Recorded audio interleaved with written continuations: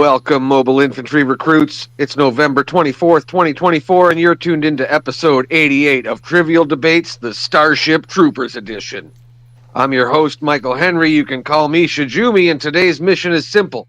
Outwit, outlast, and emerge victorious in this battle of minds. The bugs are relentless, and so are the questions, but only one of our brave contestants can earn the coveted title of Top Trooper. As the Federation prepares for another fight against the Arachnids, our contestants must prove their knowledge in 6 rounds of tactical trivia. The stakes are high and the bugs are everywhere. Who will stand tall as the ultimate recruit, and who will be left behind in the trenches? Only time will tell. Let's meet our recruits, and then I'll lay out the rules for today's mission. First up, Dave Mader, host of Live Long and Podcast, and veteran of countless debates. Will his strategic mind prove deadly, or will he be swept away by the tide of questions? No way. I'm here to win. It's the best. I'm the best, and I'm here to serve in the best unit under you, Shijumi. Good man, Trooper. Next up, we have Justin Velociraptor Vaughn, a regular participant on Live Long and Podcast, and a proud member of the United Federation of Podcasts. Will his experience on the front lines of debate translate to victory, or will the pressure prove too much? I'm ready to hollow out some bug holes, sir. Outstanding, that's what I love to hear. And last but certainly not least, Jameel Robinson, host of the fabled True Currency podcast, bringing a deep knowledge of strategy and tactics. Will his quick thinking and sharp arguments make him the ultimate trooper? The only good bug is a dead bug. That's an outstanding answer, Trooper.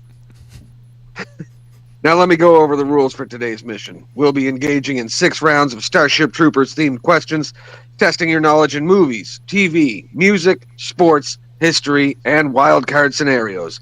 Each contestant will have 1 minute for opening remarks and answers, followed by a 4-minute open debate where you'll argue your position. The contestant who argues their case the best will win the round.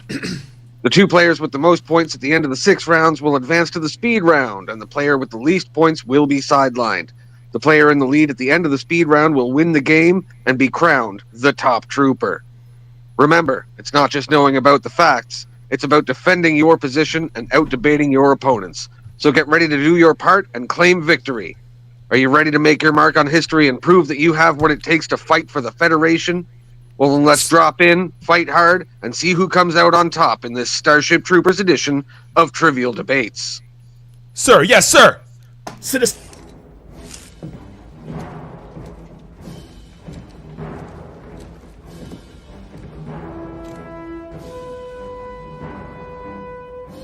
This is for you new people. I only have one rule.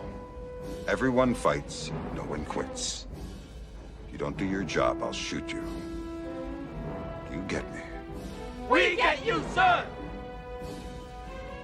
Welcome to the Roughnecks. Ratcats Roughnecks! All right, recruits. This is your order of battle for each category. Movies. You want to make a new Starship Troopers movie. Who's your main character, and what's your plot? Starting with you, Dave. Okay, I'm up first. Well, what I'm most interested in with this movie, Starship Troopers, is how they become the society that they are. And therefore, I would like to pitch a prequel to Starship Troopers, which shows the veterans who, the teacher Ratchek, who later becomes Lieutenant Ratchek in the film, explains that they took control and they instituted the supreme authority, violence, from which all other authority is derived.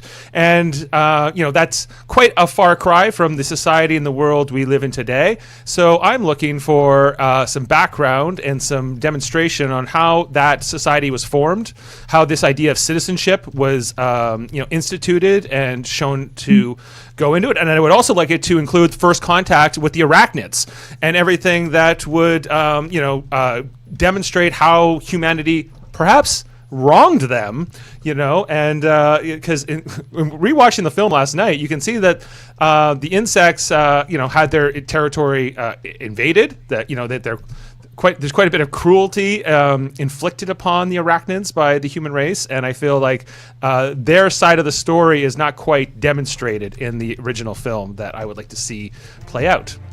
And that would be about it. All right. I can absolutely get behind that. That's a fantastic answer. Next up, we've got Justin for your part. All right, so I'd like to introduce you to Starship Troopers Mindstorm. This is a sequel that's going to follow up on where we last left off in the Starship Troopers franchise. The main character is a hybrid clone of Carl Jenkins, dubbed Carl II, played by Austin Butler. Supporting cast, Zendaya as Dr. Estelle Halverson, a scientist caught between moral dilemma of this experiment. And then we're going to bring back good old Johnny Rico as a war-weary general. And a very reclusive Carl Jenkins, who has agreed to lend his DNA to this project. With the star power, it's going to reinvigorate the series. With fan favorites like Johnny Rico and Carl, you're going to bring in our old fans to everything. It offers intense action, the philosophical and satirical depth of the original, while making fun more of more modern issues such as genetic splicing, the morality of how far you're willing to go in war, and I think it's going to have a lot of opportunity for great, long, huge battles. Justin, that is an incredibly detailed answer, and I love that you've selected a cast and a full plot here. Fantastic. And Jamil, let's hear from you. All right. My suggestion, my offering to this, just waiting for it to start up, is a movie focused on Carl.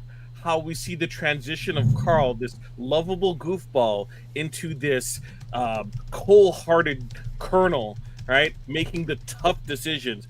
What was the story of one growth of over a period of time? How did he become who he was? What did he see? What did he experience, right, that led him to where he was, right? He put these individuals in harm's way, knowing that many of them will not survive.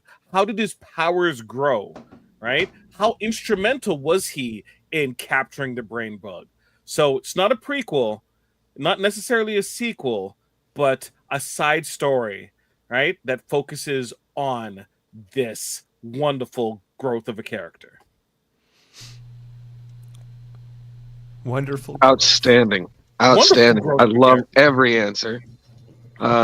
Dave, the idea of a prequel is amazing. I think it's sort of culturally accepted that in the world of the movie Starship Troopers, it was sort of based on if the Nazis had won World War II, right? So watching, the growth of the Federation would be incredible. I didn't think that something was going to beat that. And then Justin comes along with this incredibly detailed movie. Everything is fleshed out. Fantastic. But I'm sorry, I got to give it to Jamil. Knocked it out of the park, man. Hang on, boss. They're not done yet. They have a 4-minute open debate where they have to rip each other down. Oh, that's my bad. That's when you make your choice. But we know who the front runner is, I suppose, at this moment. Well, it's still up for debate. I mean, yeah, that's the point of a debate. Let's do it. Sorry about that. Someone went to boot. Other people didn't. So wait, we want to rehash a bunch of old characters. I know it wasn't me. Which one did he give it to you? Nobody. I didn't give it to anybody. But it wasn't you. It wasn't me. And was it you? I say he trusts his instincts. Dave, I'm hearing your plan, and I don't know if I'm feeling it exactly. Please describe it more, so I understand exactly what you've hoped to accomplish with your story. Well, I think like Justin's Shizumi there, in terms of his, his pitch around like, well, this is what the Nazis had taken over. And I agree, it's like a fascist totalitarian state. I'm not necessarily sure it has to be Nazi Germany specific, although there is a reference to Hiroshima in the original film, the city fathers of Hiroshima, and that they were all killed. What would they say about violence never solves anything? They probably wouldn't say anything. And I think that is the story of like the corruption of humanity, because this is a very corrupt society that we see in the film that has lost a lot of its morality. society that has become violent and, sort of elitist, with this idea that political authority can only be exercised through violence. And I think that is what I want to see. And I also want to see the arachnids and sort of how, what is the Federation? What does that exactly mean? And how did they expand out into interstellar space? And But all of that was covered in the first movie. You're just retreading old stuff. Same with Jamil. You're just retreading and focusing on old characters. You're not moving anything forward. At least mine adds some new elements into it. It pushes the social commentary into a more modern relevance. It's action-packed and intellectually engaging, and you can go so many ways with it. You invoke the Fly with the body horror. Of the arachnid hybrid and Austin Butler's depth of performances. Your movies, they've already covered the stuff in comics and in the backstory that they provided in the first. I don't need an Elvis version of Starship Troopers with Austin Butler where he's going to be going a hunk of burning love the whole movie. And they've already made 3 Starship Troopers sequels, and none of them have been good.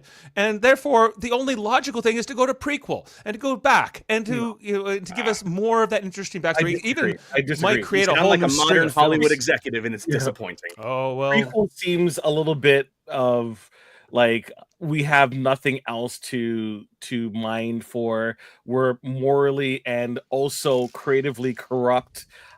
Dave, it just seems like an easy way out, honestly. And I think it's a terrible decision. I think with mine, you have a director like David Fincher, and you have Neil Patrick Harris doing the role of his lifetime. All right, we've seen him goofy. He can play that part. We want to see the growth of the character. You call this a wonderful character. He's a military scientist psycho, sociopath who and NPH has already played the role for fun of his lifetime. Sends ferrets up his mother's leg. There's a reason he's not in the original film that much. He's not that interesting. He's we don't need more of him. Because he's not that interesting. I disagree. He is very interesting. He's probably the biggest mystery of the entire movie. He goes into games in theory. They train him. They train him to help analyze numbers, and most of his work is statistical. So you're mostly. Does it seem that way? I don't think it's statistical at all. I think it's black. He says it. This is numbers, boys and girls. They have more, and I have to send people every day to deaths that send hundreds of people to death. I apologize that you're unable to understand the nuance of what was being said in the movie. That's okay. My movie would help you with that, though. I guess if you want to rehash old garbage, go with any of those 2 arguments. I don't need to fill in those blanks. Go with Mindstorm. All right. So we've got ourselves a heated debate, troopers. I'm hearing everybody's argument here.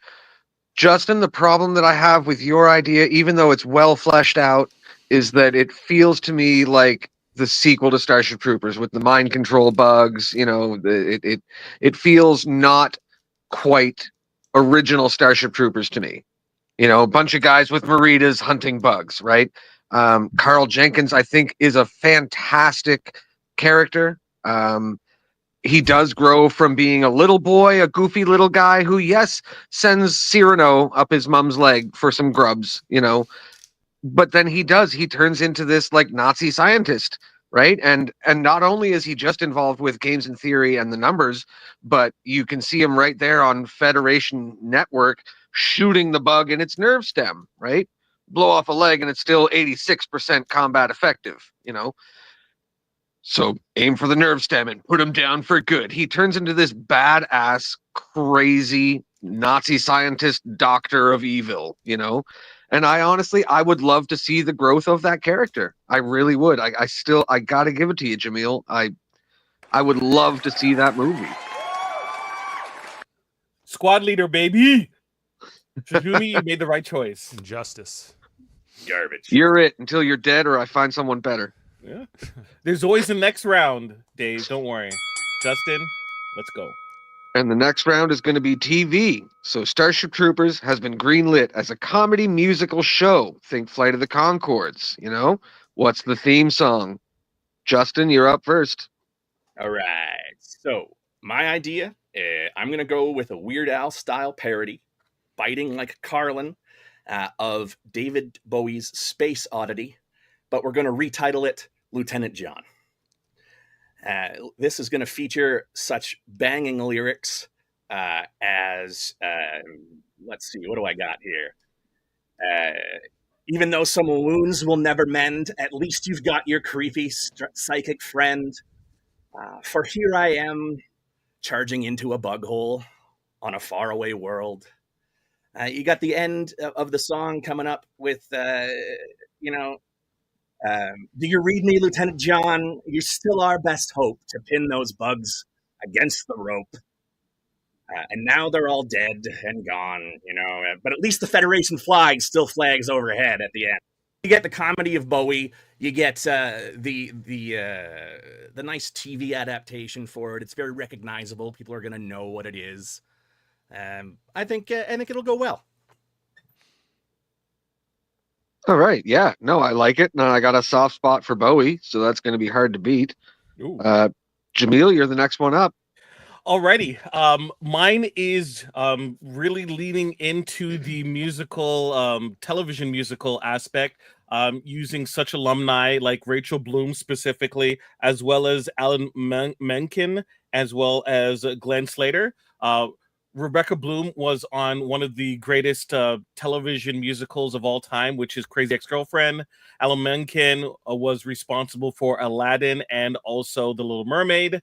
And then you also have Glenn Slater, who was responsible for Tangled, as well as Broadway School of Rock. So you have great alumni in terms of great poppy, uplifting music, which will really capture the attention of the audiences. Rachel Bloom's going to be there to make sure it's very in the zeitgeist of everyone. And I think right there you have the winning team to make a great number. I'm going to need more time to actually do my lyrics, but I'll give up the rest of my time now. What's your song about? Sorry, what's my song about? Yes. I can go into more detail when I do my arguments. Dave, I'll go first, okay, to make you feel better. Well, go ahead, Dave. But it's now, yeah, I was just like, you just gave me who was producing your song, so I was mostly confused. Okay, my song, and it is based around what do we really remember from this film? It is these intercut propaganda segments. It's, would you like to know more? Would you like to know more? Would you like to know more? It's one of the most iconic things from the movie. It's become memes and has lived on with the film past its original run. It could be, a great theme song showing all of the horrific, practices of the Federation with some kind of, parody type lyrics. Would you like to know more? And it would be great. You get so many ways you could adapt it. You could make it sad, you could make it happy, you could make it fast, you could make it slow, and it can be adapted over and over again. And that's really it. That's the pitch. And Lin-Manuel Miranda is going to produce mine, because why not? He's great at lyrics and great at music. So if you're bringing in Rachel Bloom, I got him on my production team as well. I yield my time. Outstanding answers, troopers. Let's see what happens in the debate. Alrighty. So, Dave was questioning part of my lyrics, and I understand. I needed more time. I saw the time that was there. So it features such lyrics as, I'm doing my part, right? Because it comes from the heart. The group is there with Dizzy in a tizzy over Rico. Also, there's Cameron and Carl, but they're all swept up in the enemy snarl, right? A lot of wordplay introducing the different elements of the characters and the groupings, right? Why is Dave helping? I'm not helping anybody. Sam, he can't help but just bow down to superior answers. I understand, right? Me and Justin are putting in work. Right, Dave's just trying to scrape by, trying to make it out. I got the best argument this round. Rather than pointing out Dave's poor debate skills, I'm going to bring back how Space Oddity is it definitely has the themes. It's like the original has these themes of existential dread that align with the loneliness and the alone of being on the battlefield in Starship Troopers. I think it's perfect for the musical format. It's got the perfect amount of nostalgia and biting humor, the familiar melody. I think that it's it too aligns it's so too much of captures the satirical spirit. a cover song, where you're basically Well, just you're it's taking supposed a to be a pop parody, song that's and the you're kind point. of redressing it, but it's not close enough to the Have original you never source heard material. of Weird Al Yankovic? Is that new to you? It's not new to me, but I don't think it's the fitting version of this. I think you need to go more original. I think that I would rather see something by Rachel Bloom than something just like a David Bowie song remixed. So I don't know. I think it's how is the perfect Weird because Al it song primes gonna for be self-aware, approached? irreverent comedy. How is the Weird Al song going to be approached? What do you mean? How, like, Well, I'm trying. Dave is saying that his song, his Weird Al song, all right. How is Weird Al going to approach? Because Weird usually. I'm not, my song's not done by Weird Al. Who's it done by? It's done by Lin-Manuel Miranda. And my and song's in the style of Weird Al. his is that. Okay. Justin. So okay. So I have a good sense of what Justin's doing. I'm still not sure what yours is. Would you like to know more? Sure. It's closer to the source material. It's iconic from the franchise. It fits beautifully into this concept of a Flight of the Conchords style musical show that you're going to, and it's about the theme song. What else? You want a theme song that is going to tie back it seems to. so vague. You're using like it's in the theme, name it's in something the more style of the show, recognizable than space And you have comedy. the graphics and the visuals to go with it. Hence, like. But I want to know the emotion that's behind it. I feel like I'm in a pitch meeting for Enterprise. The emotion is that this is a screwed up world with dark practices, totalitarian things. Like we see, like tonight, the execution on 9, like 7 Central. Would you like to know What's more? in the style of? So it's in the But style the point of is, it's a because look, comedy. I know so what the you're song- supposed to- I know what you're supposed to Justin's take the doing. piss out of Justin, that. I can broad, understand like what he's doing. like a Broadway kind of like number, sort of something. But like Hamilton But is this isn't a different Broadway than show. What's that? This isn't a Broadway show. Yeah. No, it's a TV television show, but and musical a theme is. song for a comedy musical. Like How many? Flight of the But Conchords. you're basically bringing a stage show to a TV show, right? Into No, a you're stage. What are you doing? That's not at all. You're writing It's a musical comedy, like Flight mine. of the Conchords. Where do you think musicals come from? Gallivant? They come from the stage. Malkin There's a and very Glenn large work difference. together on Gallivant. There's not. Like So- you could spout off like fallacies, but like it doesn't make them true. And so like The important thing for me, So anything with a song in it is is a to Broadway make sure musical. Got that it. you're clearly anything that's- indicating what the show is about, right? In a tune that is uplifting and people can get into the show. It is a gateway to the show. That's why I'm not being asked to pitch a show. I'm being asked to pitch a theme song for a show a about theme Starship song Troopers. is a pitch for a show. All right, well, here we go. Okay. Jamil, at first I hated your pitch because you did just talk about producers. And then you broke out the lyrics, and I was like, that is fantastic. That's marvelous. Loved it. Justin, loved the idea for the David Bowie, obviously with the soft spot of David Bowie. But you guys were shitting all over Dave the whole time. And honestly, Dave, I got to give it to you, man. The FedNet sequence, I think, would be fantastic. And to your credit, you're the only one that sang the song. Would you like to know more? There you go. This is it. Yep. I got to give it to Dave on this guy. We're going to Broadway on TV. So next up, we've got music. If you could choose any composer to do the Starship Troopers soundtrack, who would it be other than Basil Polidorus? And first up, we've got Jamil. Yes. So, Basil is amazing. Basil is amazing, and his work on Starship Troopers and also in RoboCop is of legend, and he is extremely hard to top. But there have been situations where legendary score creators have been replaced by another one. Bill Conti, for example, did Rocky. And who did they get as his replacement for Rocky IV, which became just as iconic as his original? Vince DiCola, who did Rocky IV, right? Full of patriotic vigor, right? And the drama of the match, of the growth from loss to victory. Vince DiCola is absolutely the person to choose, and my selection to replace Basil. To me, there's no other choice. Fantastic. All right. Well, Dave, what do you think? Well, my initial thought was like, well, who could else have done the score? Because the score is so iconic and it's such an important part of the original film. I was like, why don't they get the guy that did RoboCop? And then I thought about it, and apparently it's the same guy, Basil Poledouris. So I was like, okay, never mind. Who is the next best thing, or who is maybe where does my mind go next after that kind of music? And it's Brad Fiedel, who did Terminator, Terminator 2, and many other things. And I think that music is, or that style of being a composer is exactly what would be the next best thing. I don't think you actually could replace Basil's score because I don't think it would be the same film, but it would be a very different version. I think that would be more fitting with the dark tones of the original.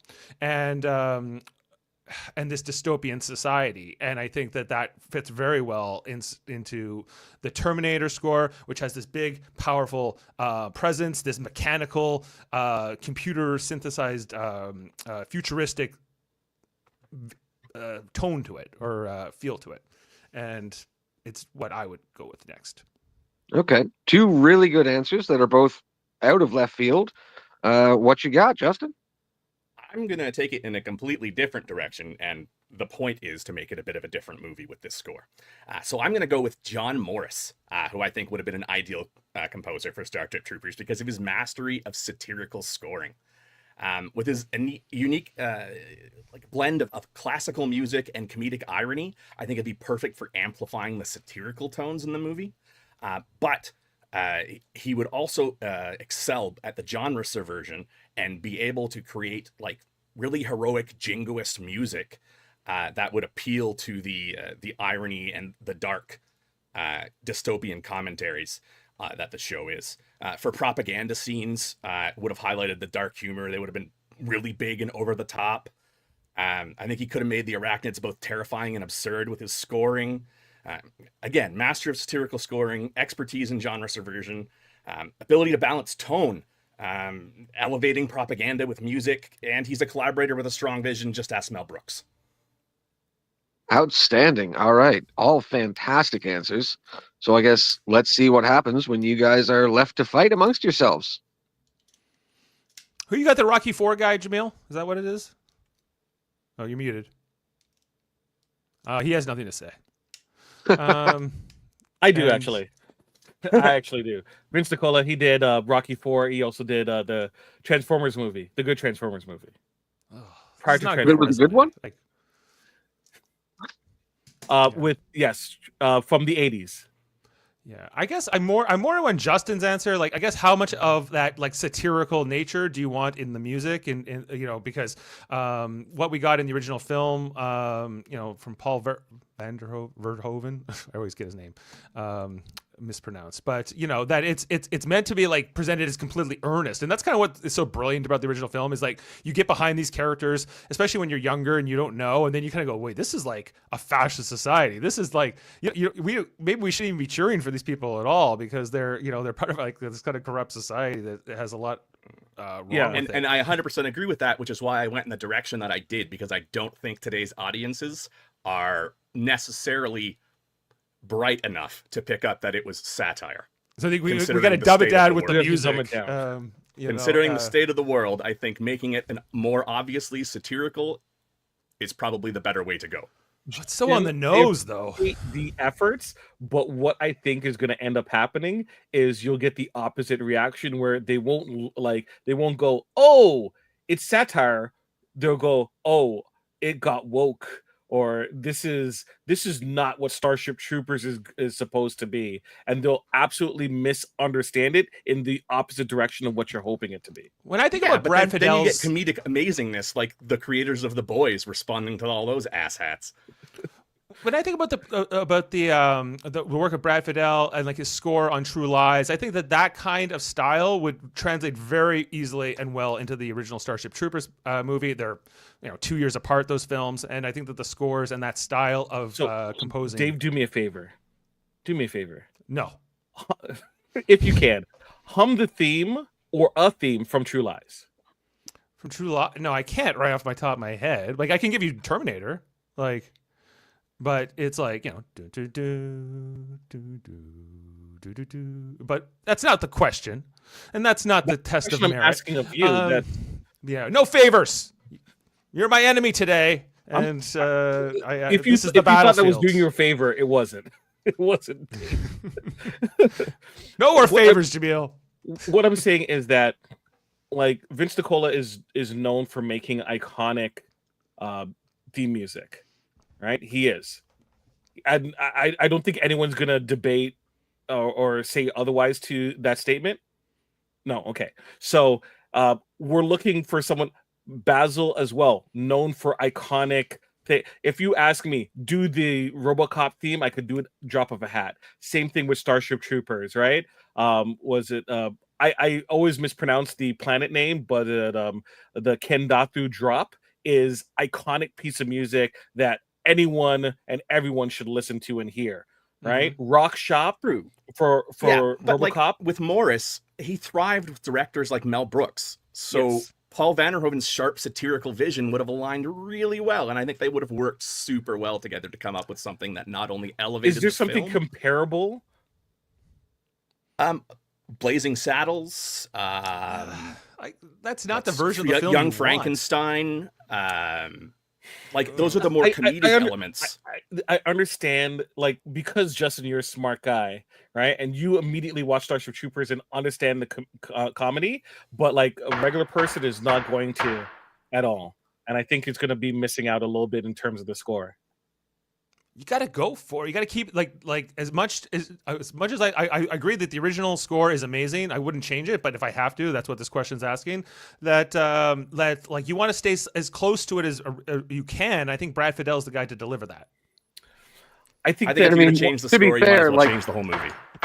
People really did not understand the farce of Starship Troopers when it came out, right? It took a good decade for people to kind of catch on and be like, "Oh, it Some was people- tongue in cheek," you know. people it took complaining a long about time for that how to far come away out. from the book it is. You're Oh like, God, this- exactly, right? Yeah. So, I mean, good answers on everyone's part. DiCola's great, you know. 4 doesn't stand out enough to me. The Terminator soundtrack, phenomenal. Would definitely sort of work with Starship Troopers, absolutely. But I'm gonna give it to you, Justin. I would kind of like to see like a parody, almost, you know, the FedNet parody Starship Troopers. All right. I felt it was going So to. next up, we've got sports.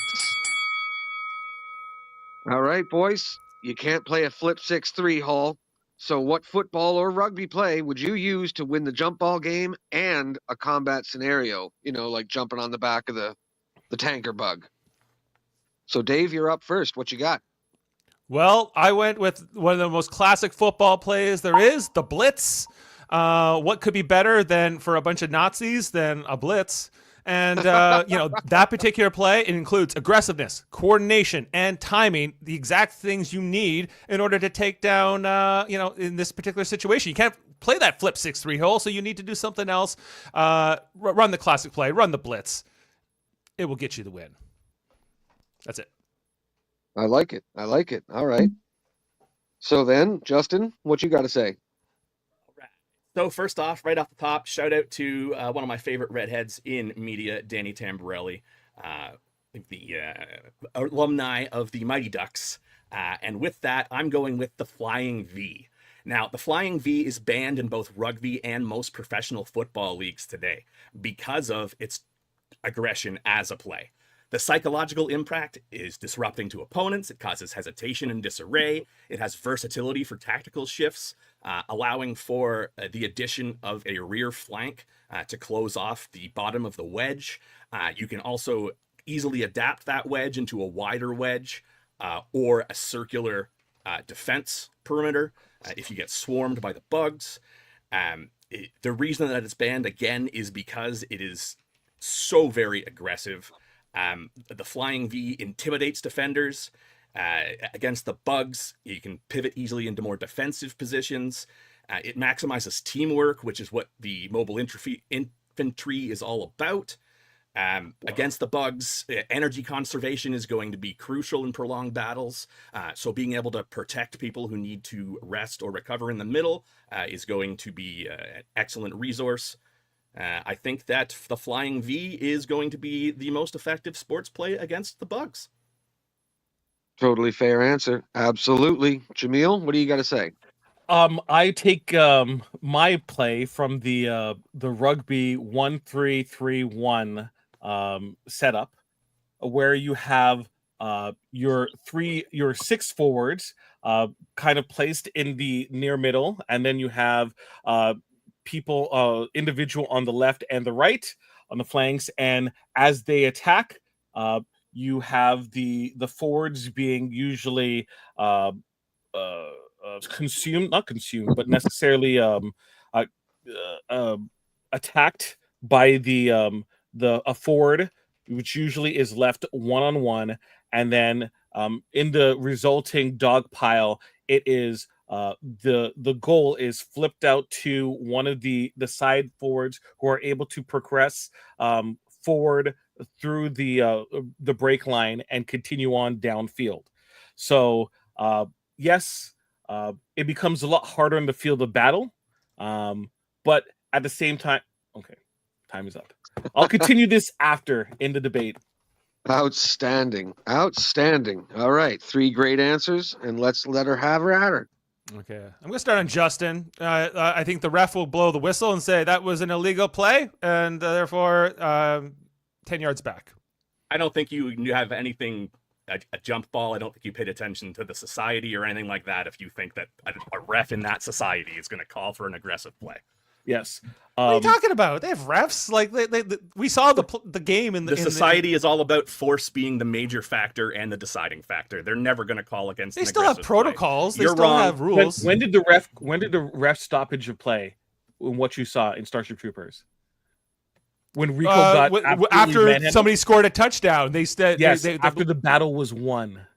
The battle's not over. They have to break. They do the scrimmage. They have their little huddle. Like there's obviously protocols and rules, and a blitz is just moves. a disorganized rush. It's going to fall apart so quickly. Correct. It doesn't have the flexibility and adaptability of the Flying V. It doesn't conserve energy like the Flying V. It doesn't hour defense or countermeasures like the Flying V. I just worry a hockey play for starters. Dynamics like it's the not Flying a V does. The Flying it doesn't have the psychological impact the Flying V does. What happens if there's a tanker bug with the Flying V? I'll address that in the wild card. Yeah, this isn't about fighting a tanker bug. This is just, you know what? I would love to hear your answer, but if I have to wait until the wild card, that's great. I'll take the point now, and then you can tell me about it. We have supporting structures that will make the Flying V much more effective. We've already covered for the things like tank bugs. I'm not willing to reveal my military intelligence to you at this time. That's great. I'll see you at the finish line with my points. Thank you, Justin. I appreciated that. Though. Rugby tactics are not going to work in this version of arena football that we see played in Starship Troopers because you can only pass backwards in rugby. Okay. And it's a just completely different sport and configuration and I still don't understand how them. So what's your play? You're going to put a bunch of forwards up front, and then you're just going to pass backwards until they can try to break through the line? I think 1-3-3-1 is much more effective than a blitz, but it's still less effective than a Flying V. I think because it still doesn't offer the fluidity of movement and coordination. Individuals who are extremely aggressive, they're going to have blinders and specifically rush for the ball, where you have the ability, especially with the strength of your forwards, to be able to pass back, Dave, to those individuals on the line who know that their role is to break the line and continue on. And then if you have one group of 3 that is already being collapsed upon, the other group of 3 is able to move forward, right? And then you are able to continue moving up your position. Dave, I know it's 1-3-3-1. If you need a whiteboard to kind of figure it out, I understand. In jump ball, I think the 1-3-3-1 would be very effective, but because of how spread out it ends up being, I don't think it would be the more effective against the bugs.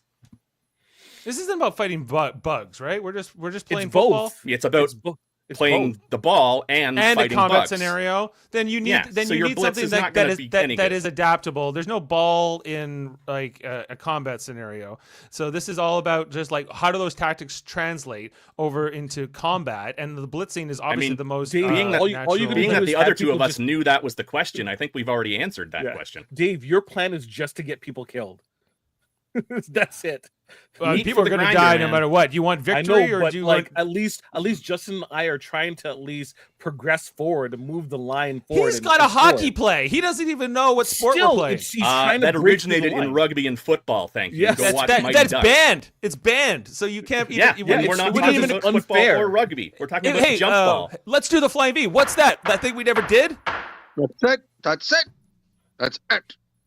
All right. Well, Dave, you've been kind of crapped on because the blitz might fall apart and get people killed, but that's really in the spirit of the movie. So I fully support that answer. Jameel, 1-3-3-1 for flanks. Awesome. Like, it's a great military tactic. You know what I mean? Like, sure, it's a rugby tactic, but it absolutely will still work in the game and in the movie. Jump ball's a different sport. It's not football, you know. Great answer. But I'm going to have to give it to Justin for the flying V. Yeah, it's banned for aggression. There are no illegal plays in jump ball, and there are no illegal plays on the battlefield. And I think that the flying V is very much in keeping with the mobile infantry, just, you know, Spartans putting it together and blowing makes through right. the enemy. Yeah. Yeah. Dave, you just look incredulous by this. Like it was the superior answer. I'm still confused by it. All right, let's move on. So Okay, I disagree. Moving on into history. If you guys had to follow one historical figure into a bug hole, who would it be and why would they lead you to victory? Justin, you're up first. Thank you very much. Sticking with my Canadian roots, I am going to go with Major General Victor Odlum, although particularly during his time as a lieutenant colonel during the Boer War. I think he's the ideal leader for a battalion in Starship Troopers universe because of his expertise and development of trench raiding and stormtroop tactics in World War I, which are part of the reason why Canadian soldiers in that war were viewed as ruthlessly as they were. The tactics that he used are adaptable to the chaotic and confined nature of the bug holes. He's battle-tested, having been wounded several times and still returning to the front. He led most often with pistol drawn, right up front with his men, inspiring them. He was very much into temperance. He was also a diplomat and a politician, making him a keen mind as well as an amazing soldier. He was decorated and battle tested. He had multiple commendations. He was General Arthur Currie sung his praises. He was very decorated. I'd want him to lead me into a bug hole. Outstanding. I like it. A very left field answer, but I'm into it for sure. All right, Jameel, what do you think? My choice is Si Sun Sin, who was a Korean general during the Imjin and Joseon period for the Japanese-Korean War. So he's most notably known for taking an extremely undermanned navy of 13 ships and defeating Japan's fleet that was over 133 ships large. He is known for his battle knowledge, his great strategies, his ability as a personality to capture the masses and to have the troops continue to fight against great odds. He is a notable legend in Korean culture, and obviously the person I would want to follow through against great odds. Outstanding. All right, I like it. And then Dave, what do you think? I went with Hitler. Of course he did.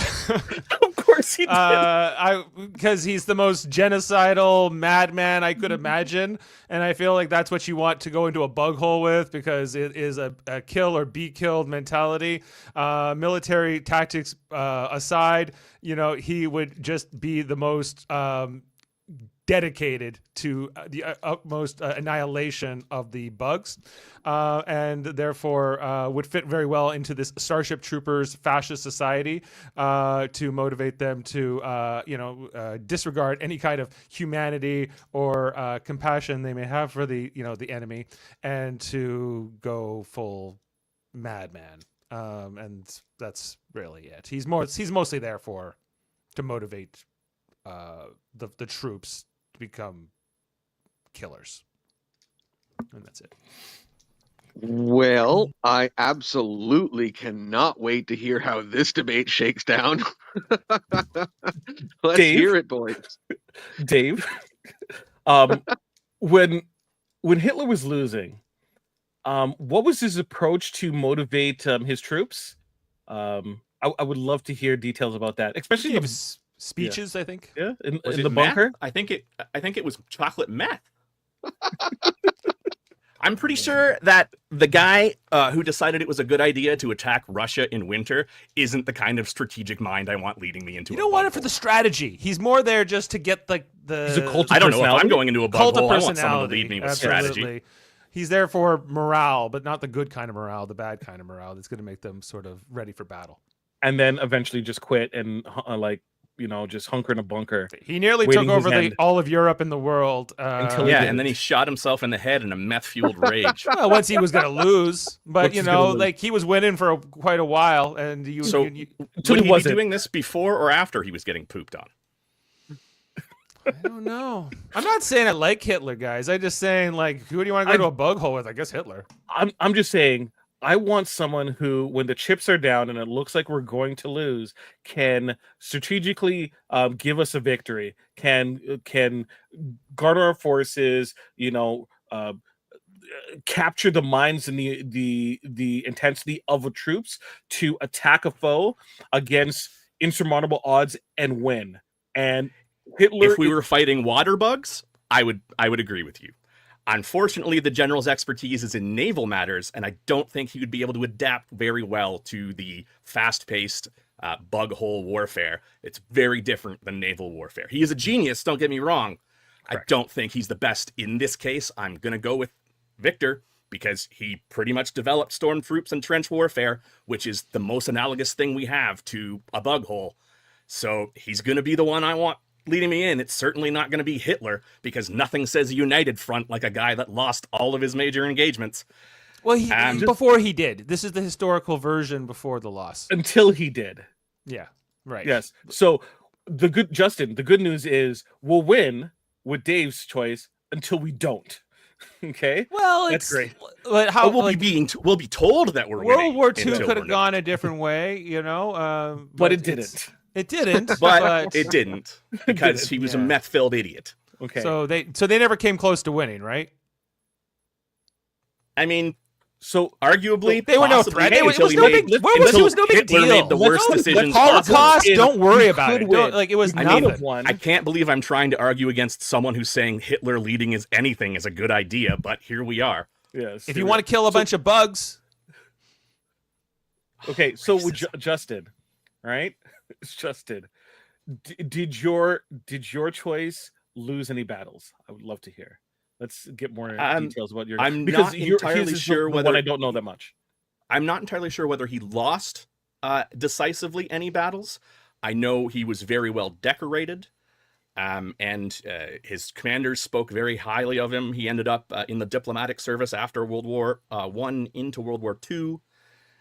I didn't read anything about any huge defeats, no Tripolis or anything like that. So he's mostly known for his development of strategies. Of strategies and perfecting stormtroop tactics and Okay. trench warfare, which I think is going to serve him very well, leading someone into a bug hole, especially since he's the type of guy to have gone in first with gun drawn, and even gone back to the front lines, much like Ratchet did after I just, his as a injury. Canadian, I guess it's our poor educational system why we haven't heard that much about him. There isn't that much tributes. My individual, he is well known across Korea and Japan and China. His lessons are still being taught. if we're going for notoriety, who's more than Hitler? I mean, I'll give you that. wrong reasons. Okay, so great answers fantastic as always. Jamil, I mean, Korean general, yeah, he's known for being the underdog, great against the odds, but Navy fleet commander, just doesn't, like Justin said, doesn't translate to bug hole tactics. Great commander, absolutely, fantastic answer, but I'm not quite feeling it. Justin, I mean, the Boer War definitely comparable to the Bug War. Are you giving it to Hitler? A lieutenant colonel leading with a pistol, great, but yeah, I'm gonna give it to Hitler, you guys. Yeah, I mean, I guess if you want humanity to lose, that's the way to You go. can create a common enemy, and you can make all of your troops hate that enemy that much that they'll be willing to do anything to destroy them. That's what I want in my fight against the bugs. But that's what a general does. That's not someone who's leading you into a bug hole. No, but he's going to be able to motivate that wasn't the your question. troops enough. Hey, don't be a sore I'm loser. following that guy into the bug Sam hole won't like because, I mean, there's not a whole lot that you can do strategically in a bug hole. It's a hole. You're just going forward. What you need is someone to lead you forward. And yeah, Victor, the lieutenant colonel, would have been a great. That was my number one answer. And then, I've been writing notes sort of as you guys are responding to see sort of what I should touch on. And what I wrote for Dave was, Jesus, Dave. I know, but sometimes Because it's such a terrible answer. No, Sometimes but he you does have that gotta- cult of personality. It's someone that is gonna motivate your guys to hate the The enemy. Federation already has that. They don't need any more of it. I mean, the Federation is based on Nazi ideologies, right? So I'm gonna have to give it to Dave on that one. Justin, we failed. I mean, as if they're comfortable siding with Hitler, good for them. it's as not about producer- like they're not Hitler. good people to begin with. So As producer, I cannot in right conscience applaud Hitler. So We're no not applause. applauding him. There's no no, no, no, no, no, no, no, no, no, no, no, no, no, You're no. tacitly endorsing No. Hitler. Live with it. God damn it! Y'all misunderstood me. When I meant applaud, I meant the sound effect I play after somebody wins a round. I I can't knew what you rightfully meant, Murphy. applaud Hitler. So That is fair. Just play I don't know, some kind of awful sound that is meant for terrible people. There, that works. Yeah. I got something like that, I think here. Yes, Sam. Dave did say the Holocaust was nothing. I was not saying that. I mean, I wasn't pretty aware much that I was going to be a debating Nazis. misunderstood victim in all of this. I was not saying that sincerely. I was throwing shade back at them, because they were trying to tell me that Hitler was not good at killing people or at motivating people to Yeah, he's die, good at so. exterminating the shit out of everybody, Right. and that's what we want to do to the bugs. and then eventually himself. So well, yep. But nobody lives in Starship Troopers, right? Right. Most of them die. All right, it's I a want to wild file a card. protest with the International Criminal Court. Yeah. See how that goes over. okay. So no grenades in the mouth and no shooting a hole in the back. How are you going to deal with a tanker bug? Jamil, you're up. Okay, so there was stipulations that you provided, so just following through. So what we have to do is we have to flip the tanker over onto its back by fixing all bases with hydraulic floor panels that surround the entire premises. Once flipped over, a shot to the underside of the head with a Mora MK1 or 2, as seen at the end of the movie, will solve your bug problem completely. Because there are only two right? Soft spot on a tanker bug, which is in one of the creases in its back and the underside of its head, or if you're going to throw it into its mouth, a nuke or a grenade. Interesting. Okay. You got any more for that argument? Or are you I ceding your time? I'm conceding my time because I'm going to argue the crap out of it. Outstanding. All right, Dave, what do you think? Well, if you take away those two particular maneuvers, I think you're running out of options very quickly. And I think that even in those cases, we saw that with Dizzy, that she still ends up going out anyway. Not from the tanker bug, but it didn't quite work out for her. My option here is just run. The tanker bug is slow. Its acidy fire breath has a certain limited range, and therefore you don't have to win this particular battle. Sometimes the best course is retreat, and to fight another day. Get the hell out of there. That thing too big, too scary. That's my thought. Okay. Okay. Well, I guess, Justin, it's your go. Justin, go. You got all the time in the world. Well, I guess since logic and good taste don't matter, I don't need to push too hard about this one. We're going to go with an orbital artillery satellite that is going to launch miniaturized tungsten rods, aka rods from God, down onto the tankers.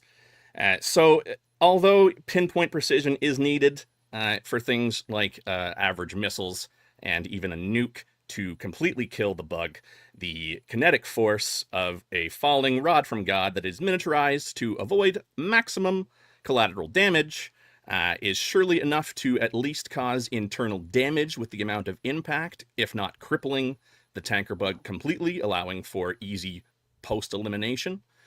Or it's going to puncture straight through that shell because tungsten is one of the densest metals that we have, and the force of dropping from a low orbit, like it would need to be to have these maneuverable enough to avoid bugs flinging rocks at them, they can still get a very clean and efficient system that leverages high-tech warfare and environmental intelligence. It's going to be quick and efficient. You can scale it to those size that you need, so if there's not people on the battlefield, you can drop bigger ones. And it minimizes resource dependency because tungsten rods require very little maintenance. All right. I like it. 3 very, very different answers. So let's hear how they shake down against each other. Oh, Jamil has nothing to say, so I'll start. Sorry, Justin, I try to mute so my reactions don't overlap with what Justin was saying. So I apologize for that, Justin. Dave, you can take a knee on this one. Justin, does your rods have like a rocket, or is it just? I'm kind of understanding the propelling aspect of it. They're propelled by gravity, and they would have to have satellite assistant guiding. Okay. So that it knows exactly when to time and drop.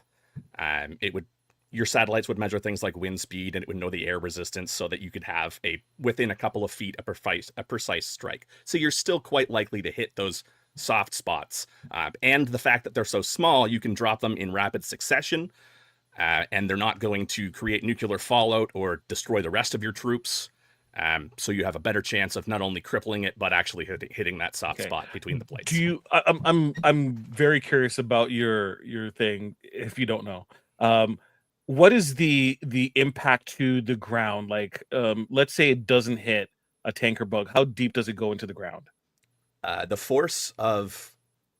Theoretically, the force of a rod from God is a small thermonuclear weapon. Okay. So that would kill the troops, wouldn't it? If it was a full-sized rod. If they were miniaturized, you'd have to have them back probably about 100 feet or so, but you could minimize casualties. But if the tanker bug enters the scene, some people are going to die anyway, so it's a matter of how much collateral damage you're willing to accept. Not if you run as fast as you can. Chances are you can't outrun a tanker bug. Even you can outrun a tanker bug. They're slow. They are slow, but their reach in terms of their fire thing has their fire shot is extremely long and wide. How long? It didn't work out. Look how the tanker bug just entered in Starship Troopers. The tanker bug just entered the base, right? And the two combatants were running full speed towards the shuttle and had zero chance. They weren't that far away. They were very close. Pretty far away. No, they weren't. They were within the compound, which isn't that big. So how big is the compound? It's like maybe like 200 or 300 meters wide. So no, it's bigger than that. How big do you think it is? It's about what? About what? 600 meters at least across. Absolutely not. No way. It's like it's a pretty small place. It's got one small mess hall and office complex, and the mess hall was pretty big. Like that garrison could not have defended something that like a half a kilometer wide by half a kilometer deep. Like that would be like even worse than we saw in the movie. Okay, so where are and you we saw, running we to? saw we saw that the Where are you running distance that to? the woman in the earlier Where are you part where running she gets to? her arm melted off. She's Yes. pretty close to that bug in that scene too. So I think if you can get at least a kilometer away, there's no way that tanker bug is in range of you. But where are you running to in a kilometer away? Kilometer seems like a long way. I mean, you're going to be swarmed by bugs long before Yeah, that. you're not going to I make can do it in across. 5 minutes in 3 seconds on average. That's a long time on the Still a battlefield. long time. Okay. And also, it's still going to create environmental damage. Mine has no environmental impact afterwards other than a crater. Well, yours is a I cheat. just feel like the rod from God is going to take at least a couple minutes to make it to its destination. It deploys within seconds. It drops from It orbit in under deploys 10 within seconds, but it's not going to hit its target until a couple Under of minutes. 10 seconds from launch. It's not going to hit a couple From of times orbit. unless there's some kind of propellant from It orbit. fires at hypersonic speed because it uses So gravity. it's firing. It's being shot out. And- that was the like, original no, it question. uses I asked. magnetic What's the rails, speed sorry, of terminal and then velocity? Like, like it can only.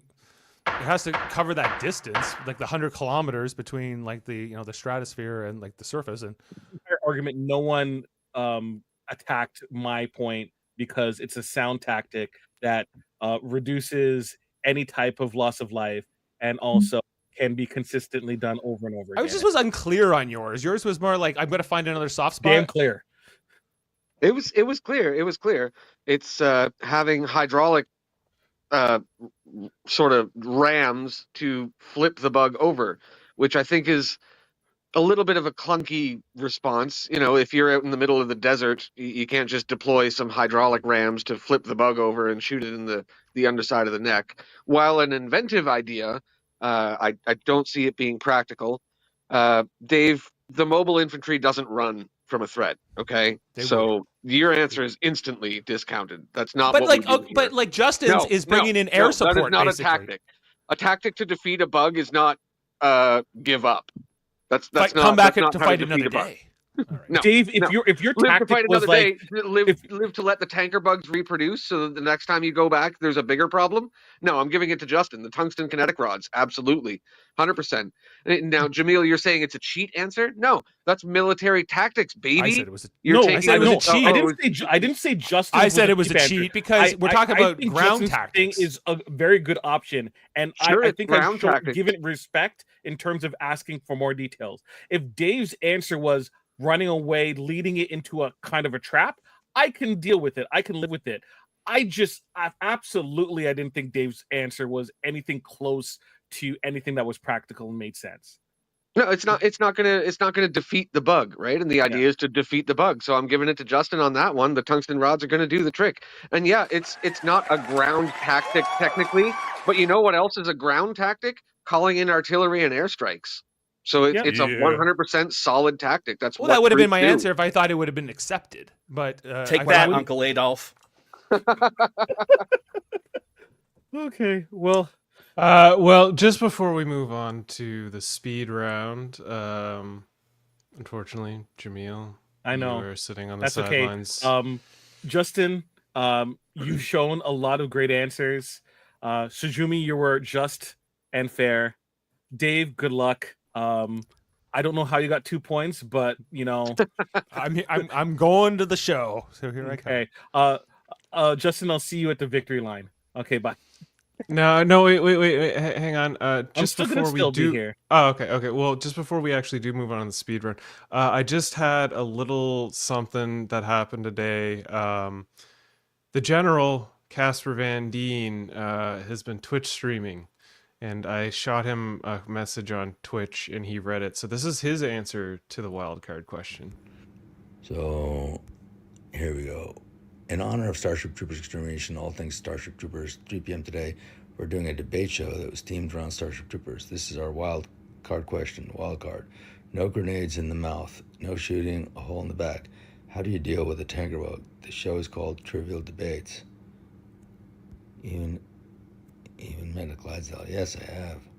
Well, that's a big question about all that, the trivia. I mean, you take it out with multiple troopers, and you just keep shooting that thing, and you throw everything you can. You could put a nuke underneath it, and you can put some bombs underneath it, and throw some grenades at it too, because it won't catch in the mouth right now. to try to distress. So yeah. Amazing. The So man himself. attacking it from underneath. General Rico. Yeah, it's more similar. Yeah, I was. Go on, say run away, Casper. The general doesn't run away. No, I guess not. I mean, he said He'll shoot himself, me. He would shoot me. What did he? like, put a nuke underneath, So I feel like that's as much of a cheat as the tungsten rods. It's just. Well, you already obviously have a it nuke on the would work. ground. It's already part of You your know. arsenal on the ground. But okay, it's all right. I already lost Justin, that point. very good answer. You gotta boot me, yeah. And now it's time for the speed round. It's time to mobilize for the speed round. Quick thinking and sharp rebuttals will determine who's fit to serve. You'll both have 30 seconds for opening response, followed by 15-second rebuttals. Wait until I've read the question to give your answer first. The first answer is the first to speak. The player who takes the fight to the bugs and has the most points at the end of the speed round will be crowned the ultimate Starship Trooper. So starting with movies, Willem Dafoe is now a star in the original Starship Troopers. Is he going to be Lieutenant Radchek or Ace Levy? Radchek. Radchek. Well, why? Do I get So it? it's definitely going to be Radchek. No, I was first. You were a few seconds behind. No. It's gonna be Radchek. No. Hang on. Dave was very much first. Dave was totally first. Really? Am I lagging? Yeah, was. Dave was. I thought so. Yes. Willem Dafoe is much better choice for Radchek than for Ace.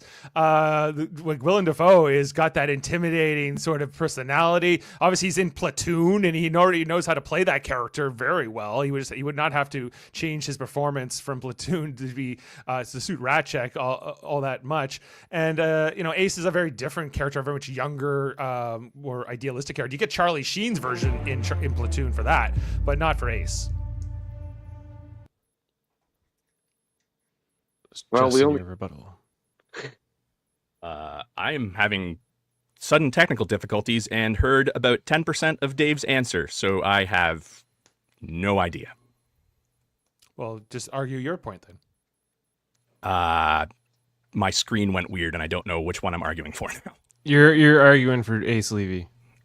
Oh, William Dafoe is going to be amazing in any role he has. I think Ratchet or Ace Levy, it doesn't really matter. I mean, you know what? I'm going to cede the point to Dave. I got too much stuff going on right now. 1 second. All right. Well, with that, Dave, you'll get the point. Yep. I'll just put looking this for up for a Dave. second. Now, see, in answer to the argument, though, I do feel like Willem Dafoe would make a good Ace Levy just based on the whole, he comes up and, everybody should be happy to have a friend like me. Hi, with his big giant smile. I think Willem Dafoe would make an interesting Ace Levy myself. And An interesting also, one. if during these shower scenes, he would be a monster in itself. He's known for being obscenely large. I did not know that, but thank you. It's good. He had to get a double, a penis double. Stunt cock. Yeah, because his was too large for the screen. Yeah, that's facts. It's facts. facts. Ready? All right, Yeah. I am fixed up now. Outstanding. All right, so we got 1 point on. So to TV, Starship Troopers is becoming a long-running live-action show. Is it going to be a soap opera, a sitcom, a drama, or just bug-killing sci-fi? I would go drama. Okay, I'm going to go with soap opera. excellent. Dave Let's hear it. first. I think that it's a story about war, and I think it would be like a science fiction drama, of course, because it's already science fiction in itself. But I think just more of from a serious standpoint, the perils of war, the cost of death and destruction, collateral damage, and sort of we already get that in the film. So I think staying in line with the original film would be the way to go in the TV series. Is it's about the characters, and we care about them as fellow human beings, but it's the drama is like the life and death stakes of it all. Okay. I'm going to go with the soap opera because I think with the soap opera, you can have the comedic bent of something like Passions, but you can also have the heartfelt storytelling, and you can play into the satire a little bit more than drama allows you the range of.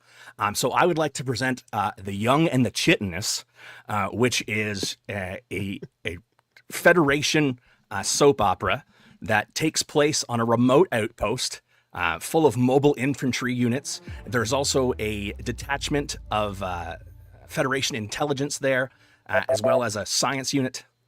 15-second rebuttal, Dave. Soap opera, like that's the part I wouldn't necessarily go for. I think that like if you watch soap operas, like and what goes on with those in the You mean regular like basis, Star Trek? No, that's not a soap opera. I mean like Young and the Restless. I mean like General Babylon Hospital. 5 is definitely a soap opera. No, it's Rebuttal, Justin. I mean, the drama limits you. If it's a strict drama, you're not going to be able to have that comedic satire that's at the core of Starship Troopers. It locks you into having a serious story. You can't take the piss out of fascism like you should. like soap opera. Come on. Well, I definitely appreciate the idea of the drama, something like Battlestar Galactica kind of thing, space drama. Starship Troopers fits very, very well into that. But I also feel like, did you watch the opening 20 minutes of Starship Troopers? It was a soap opera. It just straight up was a soap opera. And I think it does lend itself to the sort of soap opera mentality. So I'm going to have to give it to Justin on that one. I guess there's the romances. It felt like 90210. You know what I mean? Like It's with- all a bunch of fresh-faced, high schoolers checking out their scores and like, oh, let's just go join up, and terribly acted. Like it's a soap opera. Much like 90210, it's like everyone's 35, but they're acting like they're in high school. Exactly. Yeah. Exactly. I just want to see General Victor Newman. Stephanie. All right. So next up, music. You only get 2 instruments for the soundtrack. Are you going with brass, organs, or electric guitars? Now, keep in mind, no keyboards that can make any noise whatsoever. It's those 3. Brass. Electric guitars. So- All right, brass. Let's hear it. Brass, I just like you want that powerful bass. I think you need instruments like the trombone, the baritone, and even the tuba to kind of like get that full effect. I think with the woodwinds, you're going to be very limited in trying to create that full dynamic. I know you can bring like an oboe in maybe, but like it's just not going to have the full sound when you combine it with all what's across the brass group, like with trumpets, and you can also balance the bass. You're creating that full orchestral effect that it's just going to work a lot better. And I think that something like guitar and woodwinds just wouldn't appeal as much. Okay. Is All the right. question 2 instruments? Is that it? That's correct. Okay, so that negates most of Dave's answer right there. So I'm going to choose an electric guitar and electric bass. With those 2, I think you can have some pretty badass rock ballads that are going to channel through all of the good scenes. You can have some really awesome jingoistic themes for the propaganda portions. You can have nice melodic guitar for the 90210 beginning. You can have it. The guitars speak the way you want to, like Jimi Hendrix. The options are endless. 15-second rebuttal, Dave. There's no negating of my answer. I could just pick 2 particular brass instruments. Let's say I'm going to pick the trumpet and the tuba. Then I have completely achieved what you're asking for. I think the guitar version you're pitching is just going to be boring. It's going to come across like a bad like 80s music video or commercial even. That's just not going to work. 15-second rebuttal, Justin. If I wanted to listen to a high school band, I'd go listen to a high school band. I think that the rock, the guitar, and the bass are going to be much more iconic. They're going to fit the themes of the movie better. And you just can't do as much and with as much range with a trumpet and a tuba as you can with a guitar and a bass. Well, I definitely do think that a guitar and a bass are fantastic. Like I'm picturing sort of like a Halo 2 kind of thing, like fucking Steve Vai just shredding it out and really feeling it for the Federation. But I think the brass is a little more in keeping with, it is a high school band. When you watch FedNet, it is a high school band. You know what I mean? So I think that's fair. that's That a is little fair. more accurate to the lore, right? I'm doing my part. So next up, we got sports. They're making a new version of jump ball. What's the next best sport to make extreme? Basketball, baseball, golf, or hockey? Hockey. You can use the flying V again. Obviously, hockey. Golf. All right, let's hear it. All right. So, like I said, you can use the flying V again, which I already proved is effective. Hockey is a Canadian national sport. Seeing it brought into the propaganda-filled world of Starship Troopers would warm my cheese curd-filled heart. I think it would be absolutely fantastic to see the absolute brutality that would make the old Don Cherry videos look tame in comparison. I want to see blood on the ice. That's what we're going to call it. Blood on the ice. All right, let's hear it for golf. Well, like, what could be better than just see an extreme version of than that? Like, you know, what would that look like? And my mind just goes to the golfers don't have to be civil. There are no handshakes. In fact, it is murderous. It's almost like Hunger Games, where you're trying to get your ball in the hole, but to get there, you have to go through the labyrinth. There are going to be monsters. There are going to be arachnids even, and you have to survive the other opponents. Your other fellow golfers are coming at you. Maybe they're going to swing a club at your head. You know, you're going to have to jump. 15-second rebuttal, Justin. Okay, point one. Make the goalies bugs. Okay, so you get your bug goalies. You're fighting against there are mines under the ice as you're skating around. You have no idea where they are. They move around underneath the sheet of ice. They're 15-second rebuttal, Dave. The bugs will never cooperate in your version of hockey. However, the bugs can be used in my version of golf because they just have to be like wild animals who, like, you know, if they encounter any kind of human, they're just going to attack it. And so, you know, geez, we got to get this tomorrow, everybody. The extreme version of golf. Jesus, you guys, I wanted an extreme sport, not bugs killing the sports competitors, for God's sakes. You both have involved the bugs in these sports, and that's terrifying, but inventive. I mean, hockey's already pretty extreme. Putting blood on the ice would be awesome. I would like to see that. But Dave, I would like to see extreme golf even more. I think that would really be wanna see that, too. outstanding. You know, I can't quite picture it, but I love it. I love the idea of the maze like golf course. Yes, I'm just yeah. picturing John Daly sucking down cigarettes and scotch, trying to fight off bugs and make it through the course. It can It's only like, make golf like a more mini golf course where it's all like twisty, turny, and also full of bugs that will kill you. Right. I can't argue with that. That's damn good. I'd rather That's do pretty that. sweet, right? All right, so history up. If Earth's mobile infantry had existed during World War II, would they have been more effective in the D-Day invasion of Normandy or in the Battle of Stalingrad? I would go with the D-Day. D-Day. I heard Justin first, so Yeah, you got me Dave, by you going for an instant. Yeah. Stalingrad? Justin, go Yeah, ahead. I would say D-Day just because of how the mobile infantry stresses unity in combat, and like depending on your squad. I think that Normandy would allow for those tactics, like my use of the flying V would be much more effective on Normandy in D-Day than it would in Stalingrad, which, let's be honest, because Hitler was leading them, nothing would have been effective in Stalingrad. Because Hitler is not an effective leader in any way, shape, or form, ever. Get over it! Get over it! Dave, your response. Battle of Stalingrad is a tough battle, and you want the mobile infantry there. Which side are they on? Well, I mean, I guess that's up to you, really. Okay, Well, they're seeing as defending. And in that case... Oh, you're not going because- with Hitler this time. No, I'm going with the other one. Yeah. The one that killed even more people for no reason. Yeah, Stalin. Right. This is the worst one. Yeah, like I think that they'd be better in a defense position. Like obviously, like the Russians won that battle, so I'd rather have them on that side. And I think that they would have the fury and 15-second figure. rebuttal, Justin.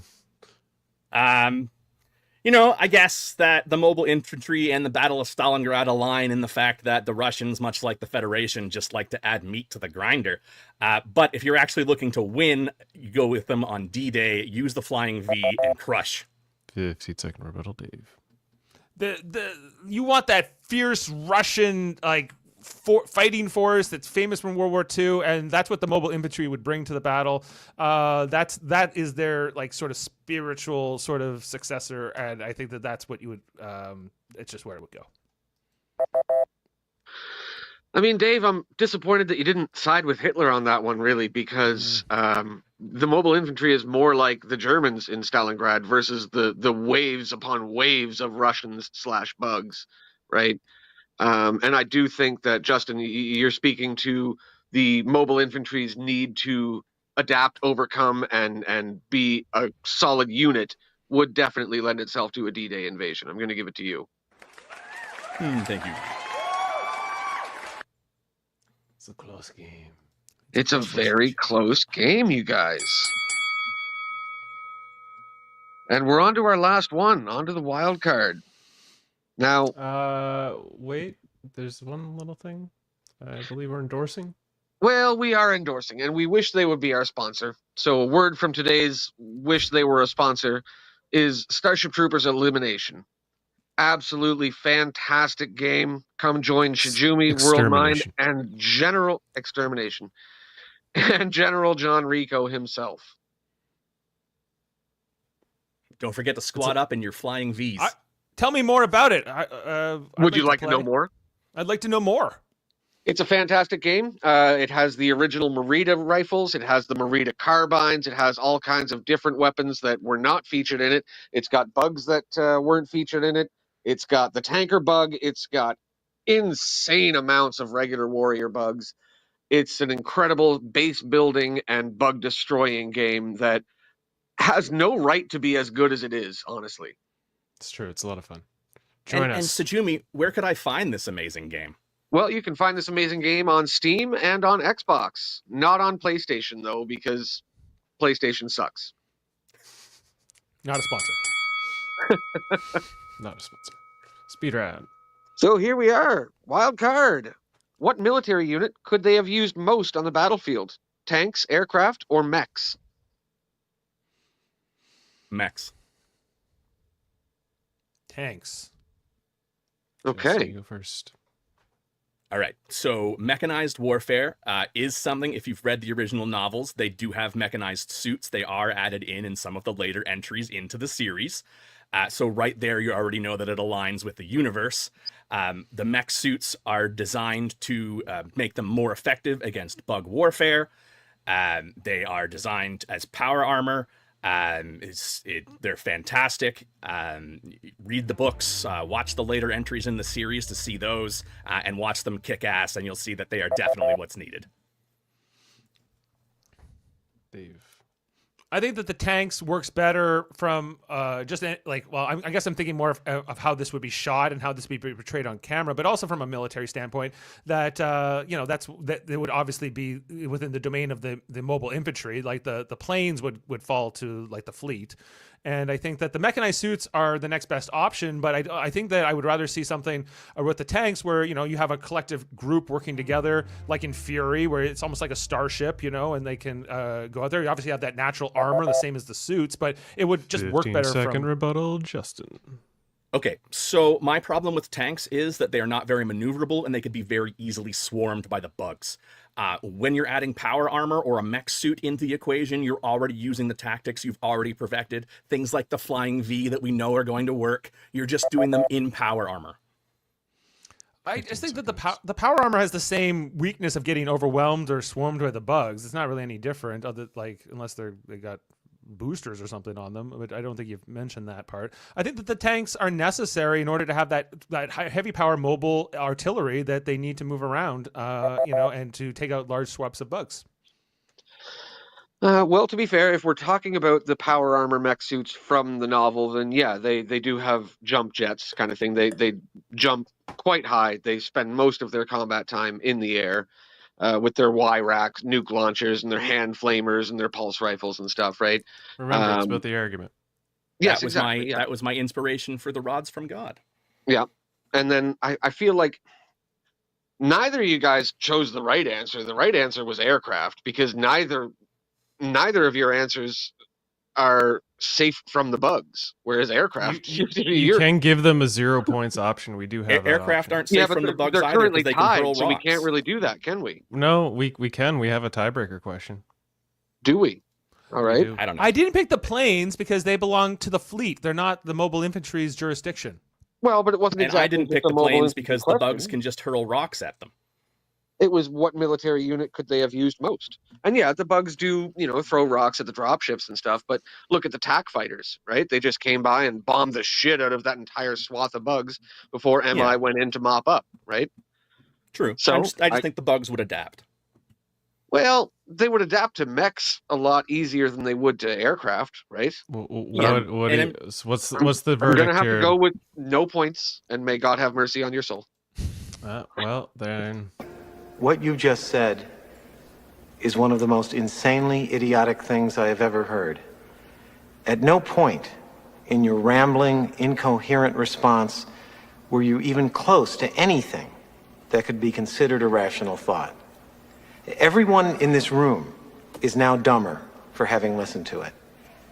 I award you no points, and may God have mercy on your soul. Oh, good. with that, we have a tiebreaker question. I hope I don't let you down again. Shijumi, if you will. If I will, with the speed round question. Yes, please. Where is that? It's on the screen. Can you see? Oh, it here? I see. Okay. So, good question. Who should Johnny Rico have picked? Dizzy Flores or Carmen Ibanez? Dizzy. I heard Well. Dave first. 30 Dizzy is seconds, Dave. obviously the correct answer. Dizzy is like who really loves him, and Carmen doesn't really love him. Carmen just cares more about looking handsome in a uniform. His mother knew that. Rico's mother, that is.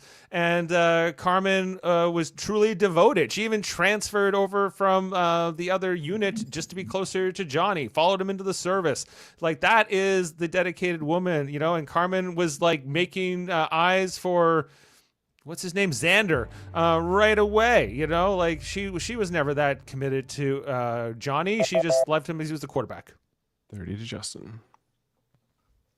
I don't know. I like to take everything into account. And being that Diz wound up dead, I think that I would much rather have a live girlfriend than a dead one. So I'm going to go with Carmen as the choice, only because that is who he actually cared about. He only ended up with Diz because of them being together in the battlefield and sharing that trauma. He was really in love with Carmen. Whether or not she returned that, you could argue either way that she was more committed to her career. 15 to Dave. She absolutely was, and she didn't love him. And like, I think like it was unrequited love, where with Dizzy, like that was there, and then he did figure it out, But by the time he does, she dies. If you're going to take out points for her being a corpse, I guess. But otherwise, it's the correct choice. 15 to Justin. I don't know. Girl that I'm actually into versus overly attached to girlfriend. Gonna go with girl I'm actually into, not the one who's crazy enough to follow me into the battle to get herself killed just to get some of that D. That doesn't seem like it's gonna be the basis for a stable relationship, and Johnny's got enough problems. You know what, Justin? I've never heard anybody make such a good argument for Carmen in my entire life. Really well put forward, like she has her head on her shoulders. Good career woman. Dizzy is crazy and literally stalked Johnny Rico into boot camp, like Carmen is a stable person, which is nice, and has greater assets, so to speak, shall we say. But I'm going to have to give it to Dizzy because redheads, I mean, she really loved Johnny. Carmen did not love Johnny. She was You know, so did much she more love him, mature. or was She was she already obsessed with him? 35. So by the time she was in high school, it just worked in her favor. So what does that mean then? Obsession isn't love. Do you wanna declare a winner here, Mr. Henry? Yep, I'm absolutely gonna give it to Dizzy here. Gonna give it to Dave.